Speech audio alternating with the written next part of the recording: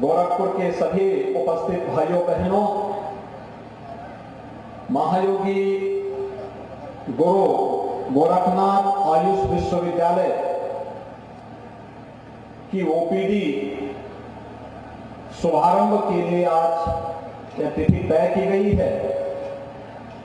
यानी कल से विशेषज्ञ चिकित्सक आयुष पद्धति के माध्यम से यहां पर मरीजों को नियमित देखना प्रारंभ कर देंगे। इसके लिए मैं सबसे ज्यादा लाभ इसका भटक, चरगावा, पिपराइच, बगल में परतावल, पनियरा और गोरखपुर जनपद के सभी वासियों को, महाराजगंज जनपद वासियों की इसके बाद तुरंत महाराजगंज जनपद लग जाता है, इन सबको प्राप्त होने वाला है। मैं इसके लिए आप सबको हृदय से बधाई देता हूं। आप सबको मैं इस बात के लिए अपनी शुभकामनाएं देता हूं। भाइयों बहनों, आज प्रधानमंत्री मोदी जी के मार्गदर्शन में, उनकी प्रेरणा से उत्तर प्रदेश एक जनपद एक मेडिकल कॉलेज की ओर बढ़ चुका है। पहले केवल गोरखपुर में बीआरडी मेडिकल कॉलेज हुआ करता था। गोरखपुर के बीआरडी मेडिकल कॉलेज में कुशीनगर, देवरिया, महाराजगंज, सिद्धार्थनगर, बस्ती, संत कबीर नगर, आजमगढ़, मऊ, बलिया, उधर बलरामपुर, श्रावस्ती, गोंडा, बहराइच, नेपाल के सभी लोगों को, बिहार के लोगों को, सबको गोरखपुर में बीआरडी मेडिकल कॉलेज में आना होता था। लेकिन आपने अच्छी सरकार चुनी और केंद्र में मोदी जी ने अपना आशीर्वाद दिया। प्रदेश में भी भारतीय जनता पार्टी की सरकार आई। आज परिणाम क्या है? गोरखपुर में बीआरडी मेडिकल कॉलेज जो बंदी के कगार पर था, उसमें सुपर स्पेशलिटी ब्लॉक की स्थापना हो गई। गोरखपुर में एम्स की स्थापना हो गई। कुशीनगर में मेडिकल कॉलेज बन रहा है। देवरिया में मेडिकल कॉलेज प्रारंभ हो चुका है। महाराजगंज में भी मेडिकल कॉलेज के निर्माण का कार्य प्रारंभ होने वाला है। सिद्धार्थनगर में मेडिकल कॉलेज प्रारंभ हो चुका है। बस्ती में मेडिकल कॉलेज प्रारंभ हो चुका है। संत कबीर नगर में भी हम इस प्रक्रिया को आगे बढ़ा रहे हैं। हर जनपद में एक मेडिकल कॉलेज निर्माण की कार्रवाई को तेजी के साथ आगे बढ़ाया गया है। आधुनिक चिकित्सा पद्धति एलोपैथ के माध्यम से जहां आगे बढ़ रही है, वहीं साथ ही साथ परंपरागत चिकित्सा पद्धति आयुष के माध्यम से भी हम लोगों को आरोग्यता, संपूर्ण आरोग्यता को प्राप्त करने की दिशा में आगे बढ़ा सकें। इसके लिए महसूस किया गया कि उत्तर प्रदेश जैसे बड़े राज्य में, जो वास्तव में आयुष की धरती है, क्योंकि आयुष की धरती थी इसलिए भगवान को और सभी ईश्वरीय अवतारों को बार बार इस धरती पर आना पड़ा। इसलिए एक विश्वविद्यालय इसका बनाया जाए और भाइयों बहनों, महायोगी गुरु गोरखनाथ आयुष विश्वविद्यालय उत्तर प्रदेश की परंपरागत चिकित्सा पद्धति को, भारत की चिकित्सा पद्धति को, दुनिया की परंपरागत जो ट्रेडिशनल मेडिसिन की पद्धतियां हैं, इसे आगे बढ़ाने के लिए यह विश्वविद्यालय आज गोरखपुर में स्थापित हो रहा है। इसके लिए मैं आप सबको हृदय से बधाई देता हूं, अपनी शुभकामनाएं देता हूं। माननीय राष्ट्रपति जी ने 28 अगस्त 2021 को इस विश्वविद्यालय की आधारशिला रखी थी।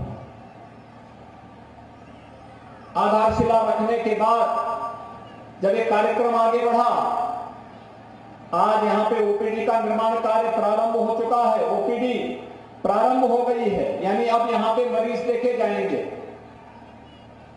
और बहुत शीघ्र जब भवन तन करके तैयार होंगे, अगले 6-8 महीने में तो यहां पर आयुर्वेद की पद्धति से, होम्योपैथ की पद्धति से, यूनानी पद्धति से, सिद्धा की पद्धति से, योग और नेचुरोपैथी की पद्धति से उपचार की बेहतरीन सुविधा भी देने का एक कार्य यहां से प्राप्त होने वाला है।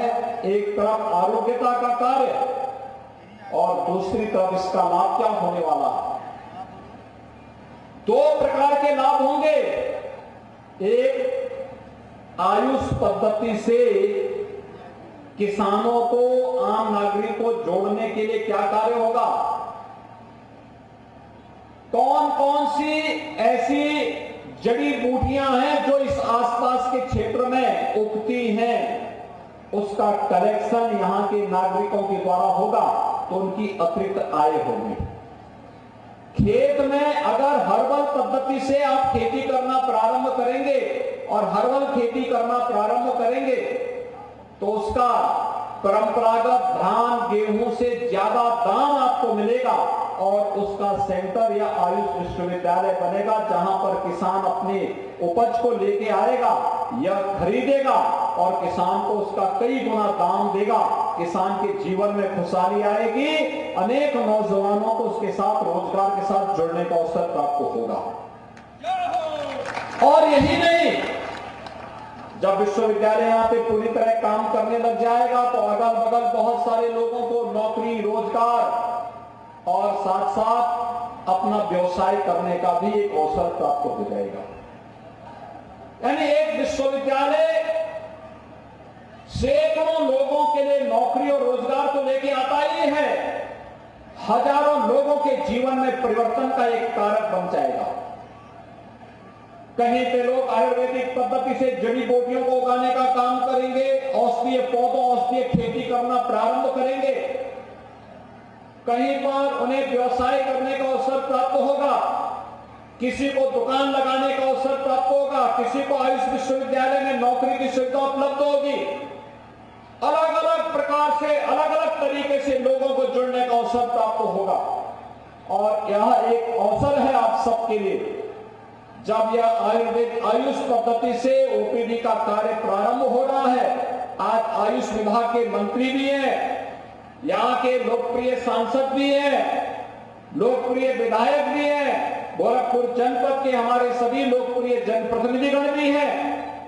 इन सब की उपस्थिति में, प्रशासन की उपस्थिति में आपको ये समर्पित किया जा रहा है। इसके लिए मैं आप सबको बधाई देता हूं, अपनी शुभकामनाएं देता हूं। कुछ ही दिन में शिवरात्रि का पावन पर्व आने वाला है। भगवान शिव देवादिदेव महादेव हैं। शिव की ताकत का एहसास हम सबको लगा सकते हैं कि भगवान शिव जहर को भी आत्मसात करते हैं, लेकिन कभी किसी का और कल्याण नहीं करते, यानी कल्याण ही कल्याण करते हैं। शिव का मतलब ही कल्याण है।